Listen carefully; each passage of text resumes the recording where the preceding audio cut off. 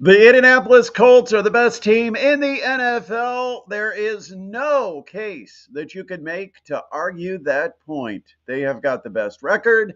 They go on the road. They dominate the Los Angeles Chargers. It's a good night to be a Colts fan, and so I've got my Colts hat on, and we welcome you to a special edition live of the Sports Rush. And since we're live, that means we want to get your involvement. We want to get your comments, your thoughts on this Indianapolis Colts football team. Yes, they have some holes right now. Yes, a lot of that is because of injuries. In the second half, I thought the Los Angeles Chargers exposed a little bit of where the weaknesses were for the Indianapolis Colts, but eventually the Colts made the play, and it was DeForest Buckner, one of the guys that is a real anchor of that defense, making the biggest play to get the sack and put the pressure on the Chargers and eventually stop the drive. Colts get the football. And how about that throw by Daniel Jones to complete it on third down, move the chains, and put it in the victory column? 6-1 for the Indianapolis Colts. They are clear of the rest of the field in the NFL. They have the best record in the league. They're playing the best football of anybody in the league, the most consistent football of anybody in the league. We're going to talk about it plenty. We've got other things to talk about. Man, it is a great time to be a sports fan in Indiana. I mean, look at the year that we are having here in this state. I mean, go back, the Pacers making it all the way to the NBA Finals, forcing a seventh game, and they probably would have won. At least I'm still kind of holding on to the hope that they would have won with Tyrese Halliburton being healthy the whole game, because he was off to a great start in that game 7. But, let's not go back and relive memories from June. Let's talk about the Fever and what they were able to accomplish despite all their injuries, what the Colts have been doing, what we've got happening down in Bloomington. Man, Notre Dame, are they back from the dead after a couple of early losses? They get the victory, a much-needed victory against USC. There is just so many positives happening right now, and I can't wait to talk about it with you and with our cohort, our partner in crime, as Adam Lundy joins us. And Adam, it was quite the day today. The Colts get a big victory on the road and take care of business against an AFC opponent, which is also very important because you want to have the best record, not only in your division, but also in the conference. And the Colts go on the road. They make a case, almost perfect offensively in that first half. They played pretty good defense in the first half, too, despite the fact that they're down and they're injured and they've got a couple of guys jumping in and playing their first action as Indianapolis Colts. But I thought they got exposed a little bit, some adjustments by the Chargers in the second half. But eventually they make the play, they get the victory. Yeah, definitely some frustrating points in the second half there with that defense getting a little bit soft and letting up some points. No question about it. But overall, a very, very good win. Going out to LA, taking down the Chargers, taking down Harbaugh and Justin Herbert with a dominant first half and then holding on in the second half, especially with the injuries to the defense that we've seen on the Colts side. I thought that was a fantastic win. And like you said, it sets them apart from the rest of the field in the NFL now at a 6-1 record. So, man, Daniel Jones did everything you needed him to do. Another fantastic day from Jonathan Taylor. He's looking like an MVP candidate out there. Great win all around. Got to do some housekeeping. First of all, if you're joining us, we do appreciate you, and we want to make sure you click that subscribe button. You also click the bell to get alerts for when we are doing special videos or live streams here on this particular program. It is YouTube where we really want you to hang out. I know some of you have probably picked us up on Twitter. Some of you might be watching through Facebook, but YouTube is our main channel. That's where you find the Sports Rush now. And make sure you do subscribe. That's real key for us. If you can share the channel, even better.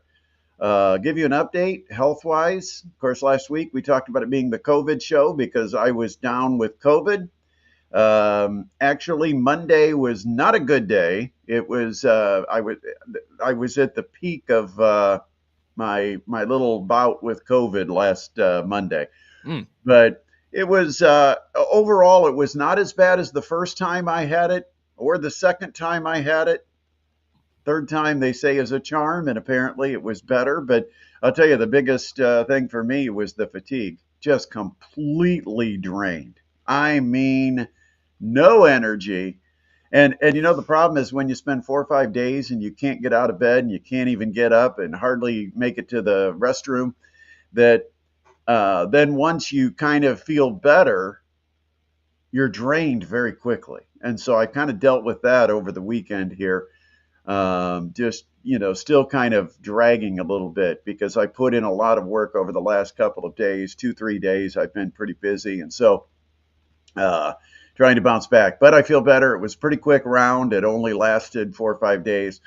And I feel pretty fortunate. Of course, I was, I had a different habit the last time I had COVID, a bad habit that probably impacted how I responded to the virus this time. I don't know if that helped, but it couldn't have hurt. So I I did much better fighting off that nasty little cold.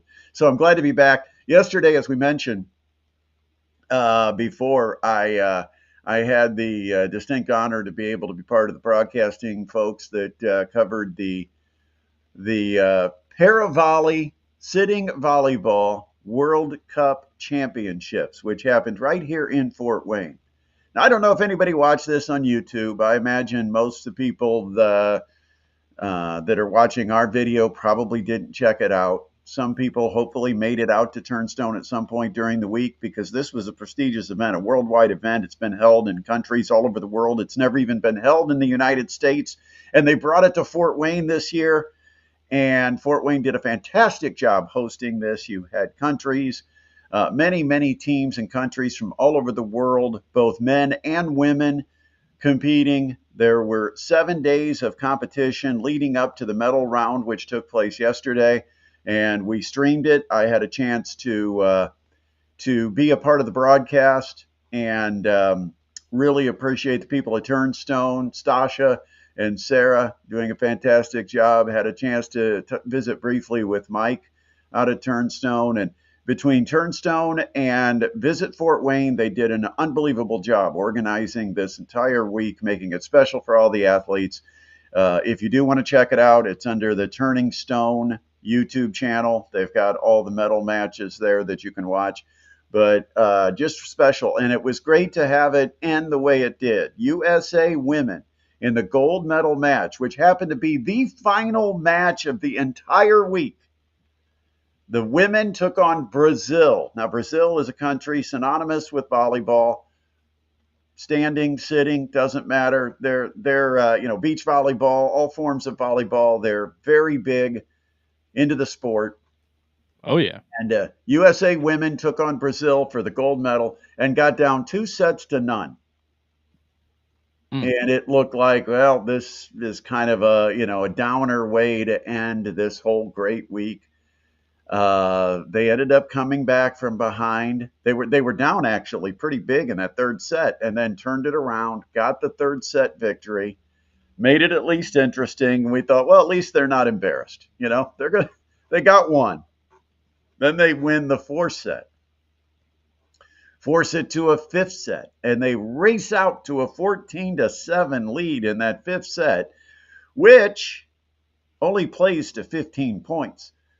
So they're at a perfect spot. They're on match point, gold medal point, very very quickly, and then it's 14-8. Then it's 14-9. Then it's 14-10, and there's a timeout. Then it's 14-11. Then it's 14-12, and there's another timeout. I mean, come on, put this thing away. It's like the Colts game now. The last point is the toughest to get. And then finally, USA closed it out 15-12. Great win for USA women, and they were your gold medal champions. On the men's side, Egypt defeated Brazil. So anyway, but a fun day, and enjoyed that yesterday.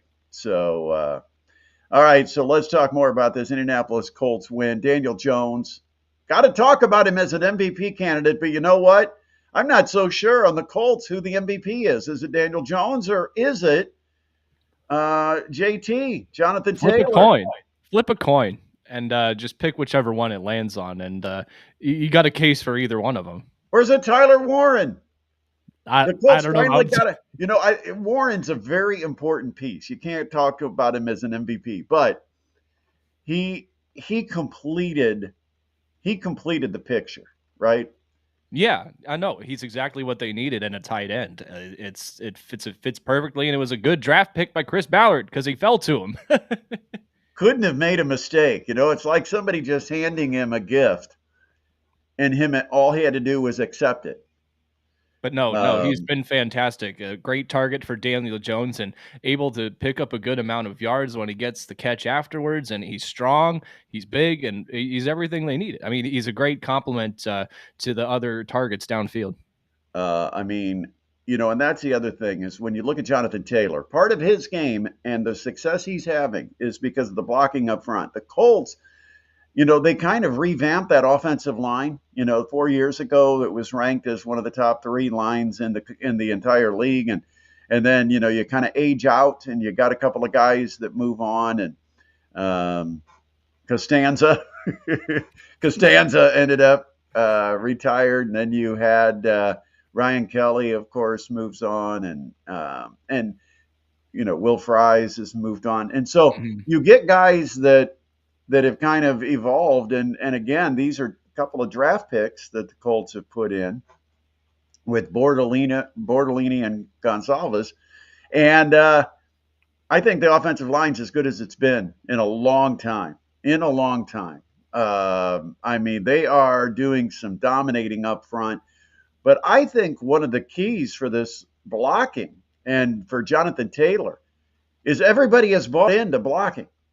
I mean, and a part of that is because when Michael Pittman leads the way for the receiving corps in really working to get blocks. A lot of times, wide receivers, what do? They just take a step or two and they look and see how the run play's going. They're not really engaging. They're not getting a lot of extra physical punishment trying to block people. Michael Pittman is blocking, and that leads everybody else to be more aggressive in blocking. And so I've got to give credit to everybody out there, the nine blockers, the running back who's finding the holes and just has this knack of squirting through the right gap. And the Colts, so much fun now on Sundays to be able to look forward to a football game and feel like you got a real shot to win. I mean, no question. I mean, how about that? 17 play, 71-yard drive there in the first half that got the lead to 13-3. I mean, that was, I mean, they had 3 fourth down conversions. I mean, I know you don't really want to have fourth downs and have to convert on them, but to be able to pull it off 3 times in one drive was very impressive and very entertaining to watch. A lot of faith that Shane Steichen has right now in Daniel Jones.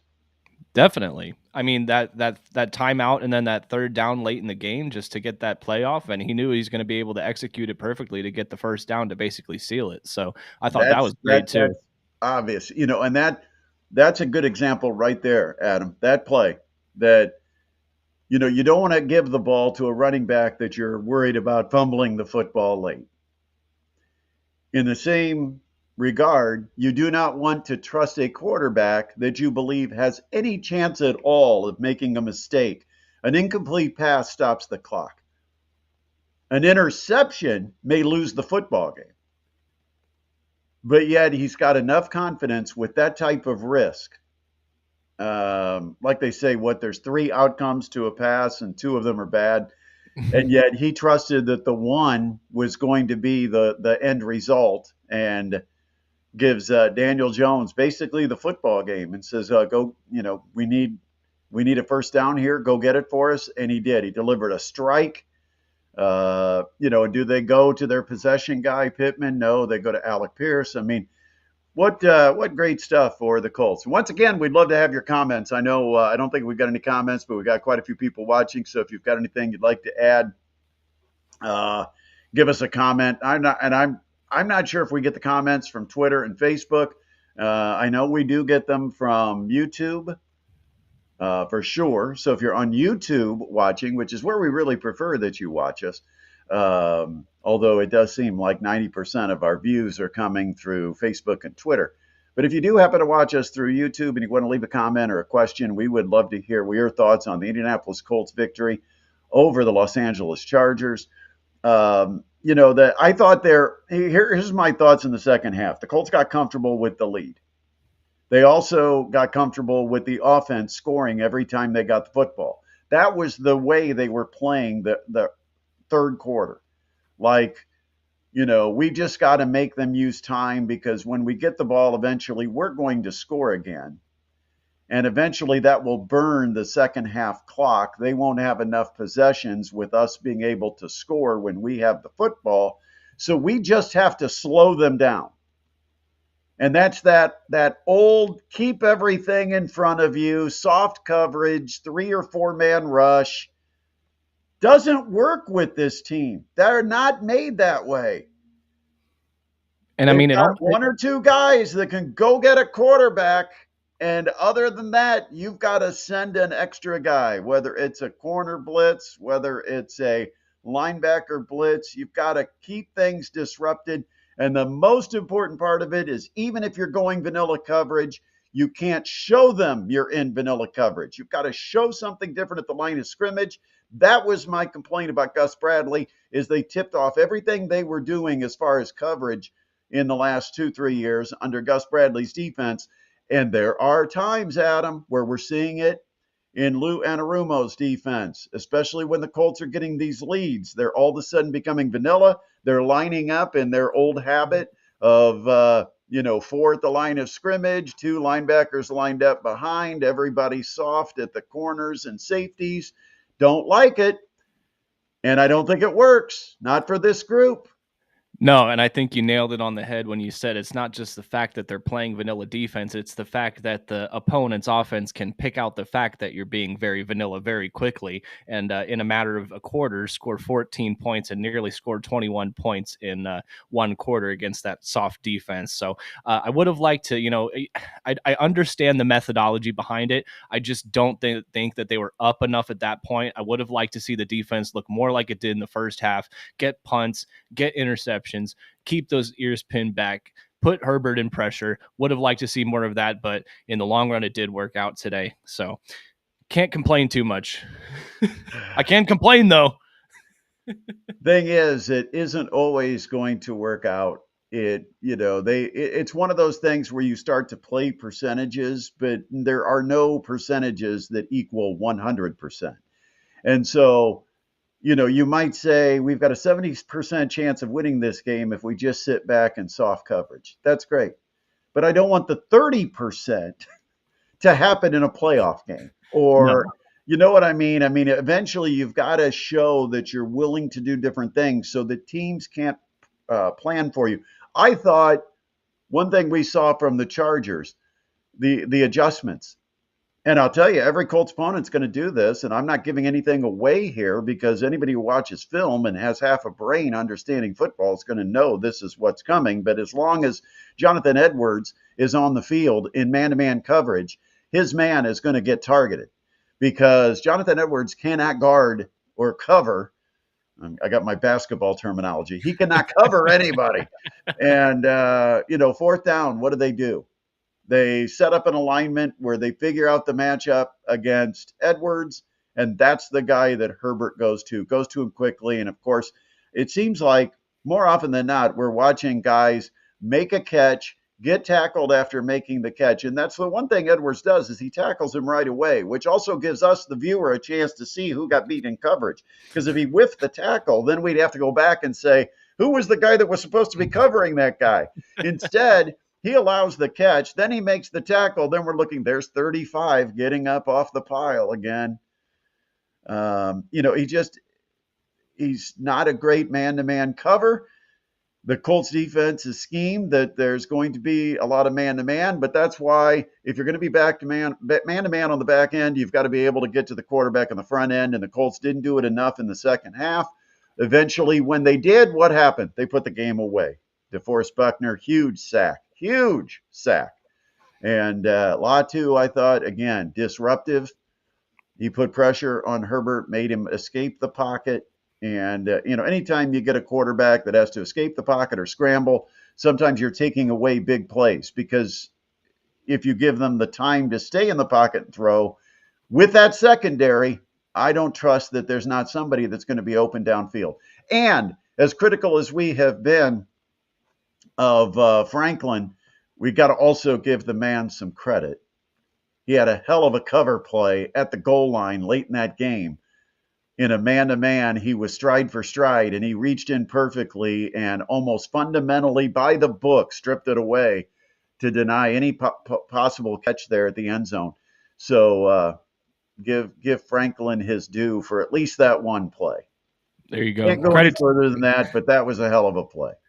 Yeah, and it definitely just mentioning all this stuff in regards to the secondary definitely hurt to hear that they're going to be losing Ward to injury reserve. So at least the next 3 after this game today. Yeah, it's like Thanksgiving weekend, I believe, is when Mm. he's going to be eligible to come back. He's out for almost a month. I think they have their bye during that. I'm not sure when their bye actually comes up. Let's see. All right, while you're checking that, Adam, Yep. got a comment from Mr. Vegas. Hey, I wonder if he took the Colts in this one. I don't know. I wanted really bad to take the over because I knew this Colts secondary was not going to slow down the Chargers offense, and I've kind of grown to believe in this Colts offense, and so I just didn't make it to the little app this morning in time. You didn't make it Um, over to Harrah's. yeah, yeah, I didn't make it. But Mr. Vegas said, watch the end of the Denver game. They scored 33 points in the fourth quarter. Wow. Wow. And I thought the Giants had Chargers was full bad. control of that game, full control, Mm, and said he was impressed with the Colts offense as well. Also got Ryan. He just weighing in with a hi to let us know he's tuned in. Appreciate you always, Ryan, up in yeah. LaGrange. Shout out to Ryan. Research shows that the Colts bye week is during week 11, which is the 16th of November. So yeah, so It- that kind of adds a little time for him to do some yeah. healing. Hopefully, if all goes well, if it is just 4 weeks, he would be back for the 23rd against the Chiefs in Kansas City. So hopefully. By the way, Mr. Vegas is claiming that he did jump on the Colts +2. Hey, good job. All right. Always easy to say that after the result. You know he has a ticket. You know he has a ticket to prove it. No, we believe you, Mr. Vegas. I that's the home team swing right there. The home team usually you figure 3.5 points. And the Colts, what I saw this morning was 2.5. Mm. But he said he had Colts +2. I saw 2.5, and I was a little nervous about that number. I thought it would be a pretty close game. Didn't want to touch 2.5, but I can't remember the exact number on the over under, but I did want to take the over because I felt like if the Colts are going to win this game and compete in this game, it's going to be a shootout. And I think the Colts offense is pretty legit. I think they've proven it enough. The 40 points against the Raiders, another 38 points today. I mean, it's time we believe in the Indianapolis Colts. Ryan saying you only got a chance to see the first half. Well, there's the problem. That's why that's why he It almost all went blew it. down in the That's second one of half. those things. If you're superstitious, uh, defense forced 2 turnovers. Only call didn't like was a 4th and 1. Why weren't they running a quarterback sneak? Um, I mean, some teams are better at it than others. Quite honestly. I mean, Steichen has a lot of plays for picking up short yardage, but yeah, sometimes you just don't want to, put your quarterback in that sneak Well, and situation that's either. the other thing is, quarterbacks aren't great at it. And they've tried Daniel Jones a few times. Maybe Daniel Jones just is like, you know what? I'm not a some quarterbacks are very much a stand, they get it and they kind of stand or they get too tall. Daniel Jones, Mhm. a tall guy, he's like 6'5". Maybe it just isn't in the cards that that's the best option. Um, Thought it was a great run pass mix. I thought so. I thought the play calling was terrific. Yeah. Terrific, especially in the first half. And I mean, anytime you can get Jonathan Taylor going, it's going to benefit your offense not only from the run game, it's going to open up your pass game too. So, good mix from Steichen. All right. Once again, we'd love to hear your comments. We appreciate you tuning in on the Sunday night edition. A little different time for us to do our live show. We normally don't go this late, but it's been a big week outside of the Indianapolis Colts. Colts kind of wrap up the week for us, and they're if you go by recency bias, they're the biggest story. But we can't overlook what's happened earlier this week. The Indiana Hoosiers, after last weekend's win against Oregon, which now is kind of old news, the Indiana Hoosiers lock up Curt Cignetti. I don't know if it was the win over Oregon or the Penn State firing of James Franklin, but regardless, it turns into Curt Cignetti getting 11.6 million dollars a year for the next 8 years, and they've got him locked up. This was a no-brainer for Indiana. I mean, you find a coach that you get to your program, they like losingest program in the history of college football, and you actually get one of the, and you can argue whether he's the best, the second best, third best, but even if we conservatively say right now he's probably top 10 at worst, top five realistically, you get a chance to sign him. Money should not be an object. What schools pay to fire coaches, it 11.5 million a year to have one is well worth every penny. I mean, think about it. It's going to take the next 4.5 years of that 8-year deal for Indiana to pay out to Cignetti the amount of money that James Franklin just made to get fired. No, yeah. And I mean, I do think it was Penn State firing James Franklin and starting to look for a coach. I mean, you want to lock yours down and show that you're committed to them, and we'll be able to pay them whatever they need to keep them around. But yeah, no, the record shows that this is a good move for Indiana. There's nothing that says that this is all of a sudden going to turn south. I don't know why it would. I think this is going to be a consistent winner for the time that he's at Indiana. I think there could have been enough just off of last year's record to go ahead and extend him. I mean, just the turnaround from how bad they were before he got there, just in one season, the turnaround was near worth an extension there. And then they're undefeated so far this season, beat Oregon Ducks in Oregon. Yeah, it was time. It was time to ink that contract, baby. And Paul Feinbaum, Oh gosh, here we go. he I was is hoping he would get mentioned.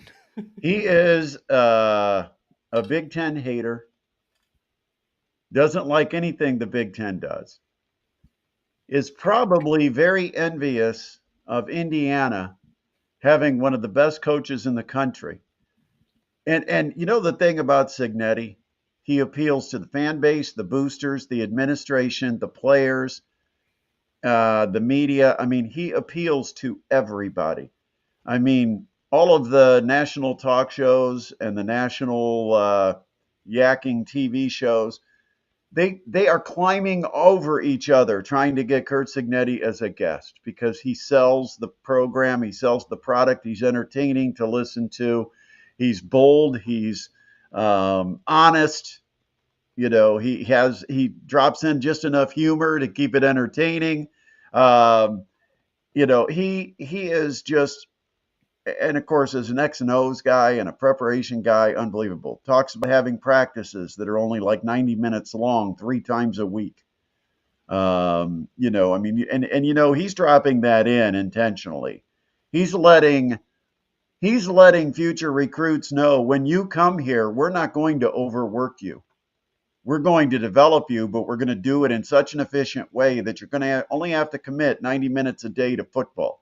I mean, it's incredible what he has done. But Paul Feinbaum, and Ryan weighed in and he mentioned this, but I already had it on the notes for this. Paul Feinbaum said Indiana was making a mistake, that you don't make that kind of long term commitment. Um, it would have been a bigger mistake not to make that long term commitment. There's no question that Indiana, who has been searching for a coach, it's like the Colts in search of a quarterback. Indiana has been in search of a coach. They made the best hire in college football in maybe the last 20, 25 years. Nick Saban may have been the last one I can think of that was as rock solid. Lane Kiffin's worked out pretty well at Ole Miss, although I didn't expect that. But they make a hire like that, you cannot let him in any way entertain thoughts or ideas of going anywhere else. And it feels to me, and it has felt to me, like this has been mutual from the beginning. Kurt Signetti came here, has developed a relationship and a love with Indiana, what he has done, how the community has embraced it, how the program has developed. And I don't think he came here as kind of the temporary fix it man and move on and take on someone else's project.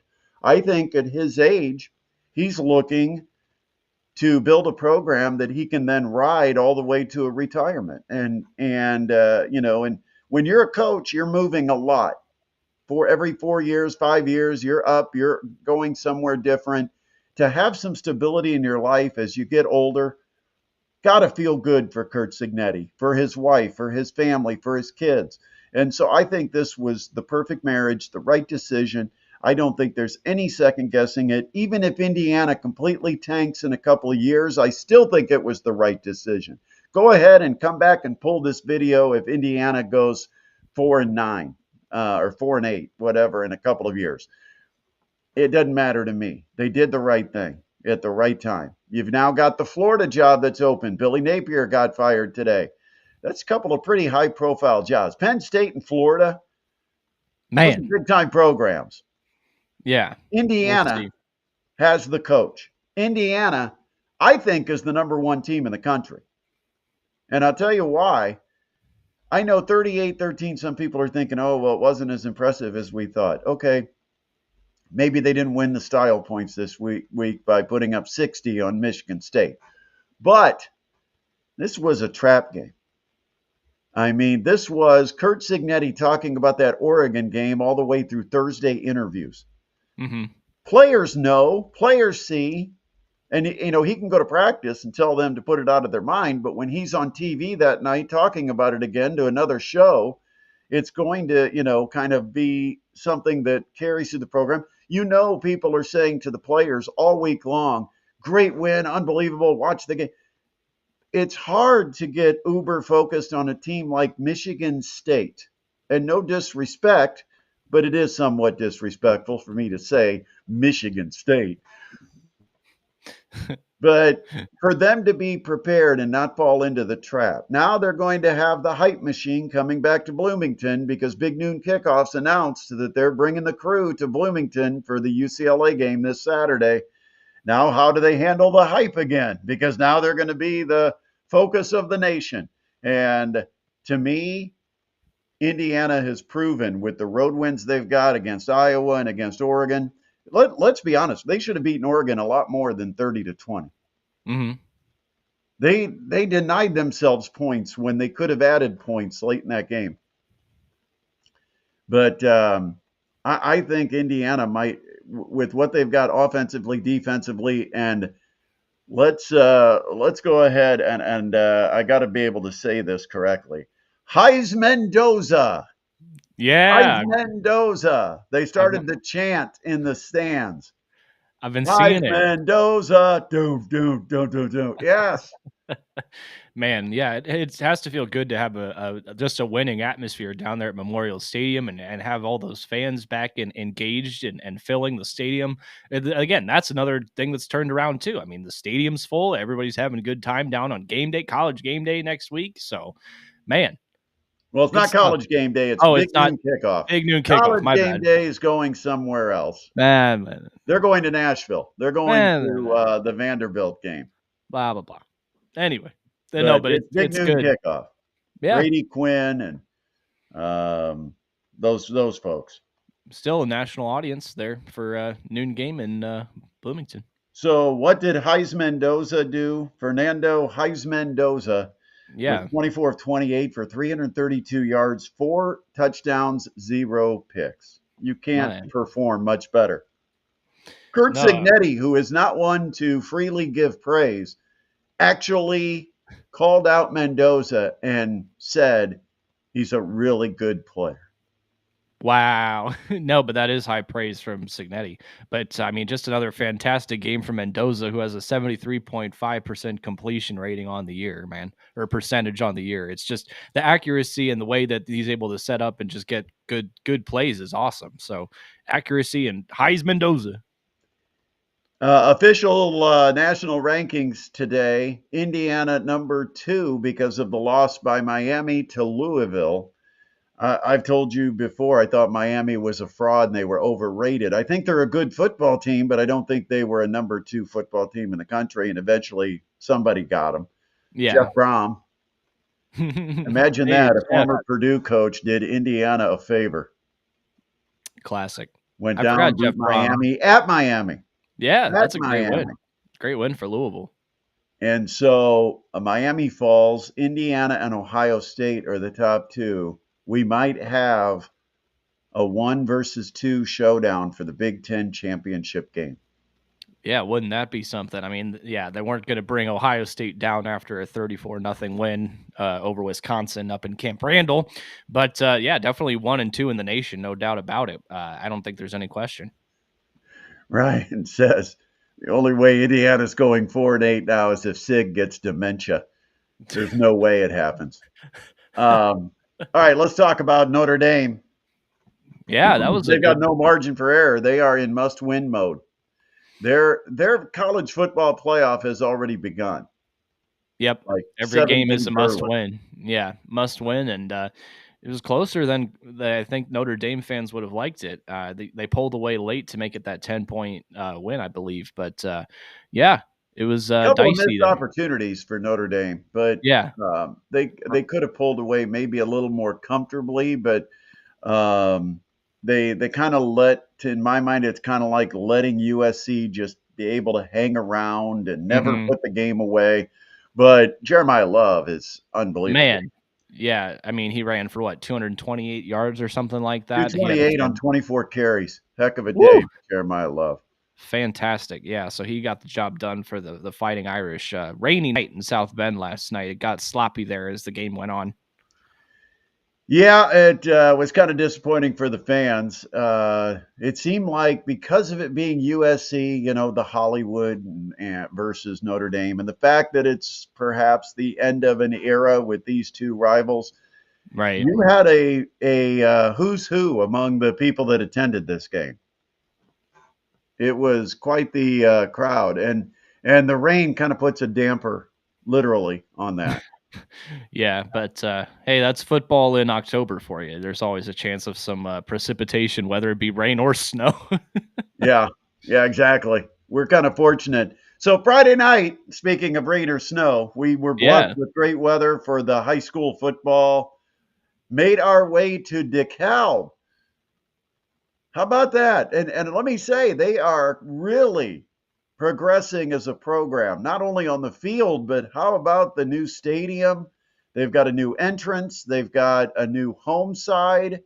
Yeah. Those seats on the home side kind of remind you of Carroll, but with the red color instead of the blue, doesn't it? Yeah, especially with the entrances that come up to the bleachers from the back. They have those 2 openings there, so you can get in from the front or the back, and, nice tall bleachers, and they're nice and red and shiny, so, yeah, no, the great facilities up there. The new entrance was beautiful. It wasn't even on Google Maps. We were looking for where we were gonna be setting up at, and we get sent pictures of the satellite, and I'm like, "Oh, I guess we'll be over in the grass," but no, we get there, and there's a brand new entrance, so that was a little Yeah, bit of a fun twist, so, no, yeah. and, New cement sidewalk that leads you in at the northeast corner of the stadium.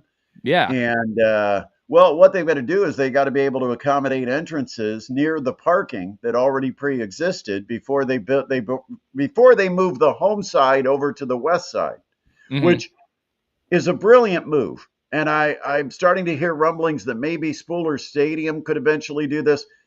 It's unfair to the media to be sitting in the sauna that is the east side press box at any of these stadiums, because during August and September games, when you have a bunch of windows that take in direct sunlight and an 85 to 90 degree day, let me tell you, by the time we get there Friday night, it's like 110 in that press box. So the other thing is it also is difficult to watch the game. And if you're trying to put it onto video, it's almost impossible to get a good camera shot when you're looking into the sun. So everybody should have their press box on the west side of the stadium. DeKalb figured that out. They're making the transition. They've built a new press box, new seats, new entrances. It's really nice what they're doing up there. But let's talk about what they're doing on the field.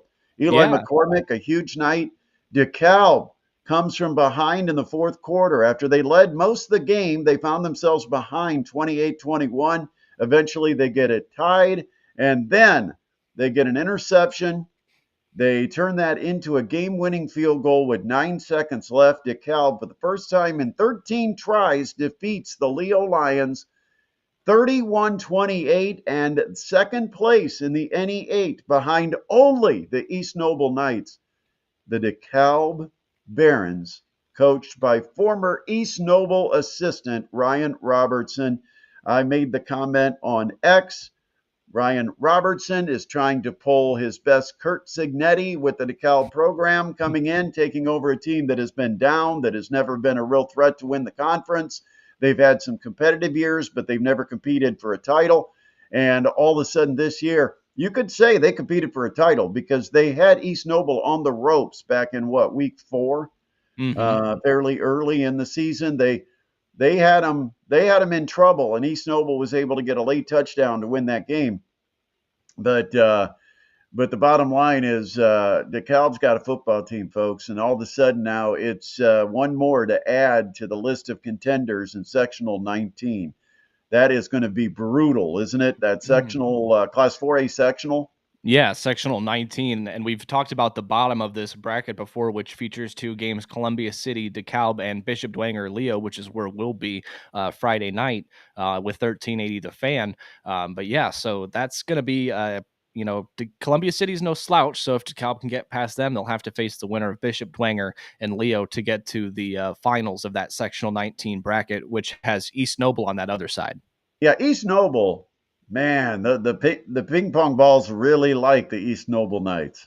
Yeah. Other teams in that side of the bracket include 2-7 New Haven, 2-7 Southside, and 0-9 Wayne. So East Noble clearly the favorite to come out of that side of the bracket, but DeKalb, Bishop Dwenger, Leo, and Columbia City, yeah, no slouches on the other side. Yeah, Columbia City is definitely a team that's capable, and they probably felt like they stumbled a bit there mid to later year, and they might think, hey, this is our shot because nobody remembers a game in week 6 if you win a sectional Hmm. or if you get to a regional or whatever it might be, and so there's a chance for Columbia City to kind of make their mark. And this is, not where they've had their success. They've had some success during the regular season with the conference, but here they got a chance. But it's a grind for Columbia City. They got to open up on the road at DeKalb. Man. Then it's very likely or a good chance they would have to have a road game in week 2. They might host Leo, but they could go to Dwenger. But the bottom line is they've got a brutal side of the bracket. But East Noble should be able to get right into the championship. So that's why in this sectional, I am picking East Noble as my favorite, only because I have more confidence in East Noble actually making it to a championship game. When you look at the other side, I can't tell you out of DeKalb, Dwenger. I'm no disrespect to Columbia City, but I think DeKalb, Dwenger, and Leo are the 3 teams that are going to compete to be the Hmm. opponent to East Noble in the championship. And I have no idea. I mean, I don't know of those 3 who I favor. I Leo was impressive with Titus Stoller, the way he was spinning it. I mean, he threw that ball around on Friday and looked pretty effective in the passing game. You're going to get a healthy Nate Foster. That's a big asterisk in that game Friday night, as Leo did not have perhaps the area player of the year in Nate Foster. He was out with an ankle injury. But Bishop Dwenger, the SAC champion, and that you can't overlook the Saints. I don't know. I really don't know on the bottom half who's going Man. to end up surviving. But I do think East Noble will play for the championship. And if they get there, I think they'll be in a better physical position because of the competition it took to get there to perhaps win that game. I just don't know where it's going to be. There's always an advantage to be in the bottom half of the bracket if you want to host that championship. East Noble's in the top half. It's always tough to play at Kendallville because it's such a great home crowd. But East Noble opens at home, which gives them a strike because that's one home game already. Because when you get to the championship, for those that don't know, the way it works is it's the number of home games you've had up to that point or the number of away games in determining who the home team is going to be. So if East Noble is at home in both the first 2 weeks, there's a good chance East Noble's going to travel for the championship. More likely than not, East Noble, after opening at home, would be on the road. But we'll see. We'll see. We'll be following along with that bracket closely on Friday night, along with all of the other sectionals in our area. Well, under 6A. Well, we are going to be at Leo. Yep. That will be our official Midwest Box Breaks high school football game of the night. Will be the Bishop Dwenger Saints at the Leo Lions. Should be fun. We'll have the Parkview Sports Medicine tailgate pregame show to start things off at 6 o'clock with Jim Doot and Shannon. And then Griff will join me for play-by-play. Bishop Dwenger, Leo, Friday night, starting sectional play in sectional 19. Now, 3A, we've got, and I don't know, Bishop Luers is going to be the biggest threat. They also have not the easiest draw, although they did draw away from Mississinawa, but Bishop Luers handled Mississinawa a year ago when Mississinawa was undefeated. But in sectional 28, Luers will start on the road at Delta. Delta may be a threat, but we'll see how much those youngsters have grown up for Bishop Luers and how much the SAC schedule has prepared Bishop Luers for a postseason run. Generally, we always feel like Luers has a chance when they play their class, but usually their class is 2A, not 3A. Now that they're in 3A, things get a little bit tougher, but they will open up at Delta. I actually am going to go on a limb and say Luers wins that sectional. Yeah, that's not a bad call. I do think it'll be a Luers Mississinawa final in that sectional, and we'll see if Luers can get it done. It's like you said, we'll see if that experience has come around for those youngsters. The sectional 35 in 2A is a fun one to keep an eye on. Adams Central is going to get a home game against Central Noble. Adams Central probably would have preferred to play this game on the road because, again, when you count home games to determine as you move through the path who gets home games later, you don't want to waste a home game against a team that you could probably go beat on the road. And Right. Adams Central is going to be at home against a 1-8 Central Noble team. That's no problem for the Flying Jets. As long as they show up, and there's no reason they won't, they will win. And then they will play whoever survives between Bluffton and Cherubusco. That's one of the marquee games Friday night. Bluffton 8-1, Cherubusco, great year up in Turtletown. They are 7-2. Yeah. It's in Cherubusco. I'll be honest, slight edge in my mind to Bluffton, but I am not counting out the Cherubusco Eagles. No, not at all. That's going to be a one that we're keeping a close eye on. And yeah, load up on some pork burgers up there in Turtletown and catch a great Friday night game this Friday. No question. And here's one of the things is kind of keeping an eye on that is if Adams Central and Cherubusco both win, it will be Adams Central at Cherubusco week 2. Definitely something to keep an eye on there. Might see 1380 the fan tent up in Turtletown if that happens. Yeah, definitely a possibility. But Adams Central and Cherubusco. That would be good. All right. What else? Do we have anybody else that we got to talk about? I think that's pretty much it. But 5A and 6A we can talk about next week because they're going to have the week off. Yep. Things don't get started for 2 weeks. Carroll will be at Elkhart. Snyder will be at Northrop. How about that win for Snyder? Coming from behind after being down 20-3 in the third quarter against Northside, Snyder came back and got a regular season ending win. Now they take a little momentum into that matchup with Northrop. Yeah. We'll see, but Northrop's been pretty offensively dominant this season. So, yeah, we'll see. That could be a good one. All right, we got to wrap things up. Yeah. I know we're just about out of time, Hmm. but we appreciate everybody that has tuned in. We also Uh, appreciate your comments. yeah. Hey, next week I'm gonna be at the Colts game against the Titans down in Indianapolis. Oh wow! So I don't know if I'll be able to join. Maybe a quick recap on a Oh, that phone would be stream. fun to have you join from Lucas Yeah. Oil Stadium. Yeah, we'll see if I can make that happen. A little a phone joiner after the game. That we'll see if Yeah. we can make that happen. But should be a good one against the Titans, who are definitely struggling. So hopefully, it's a good one for the Colts.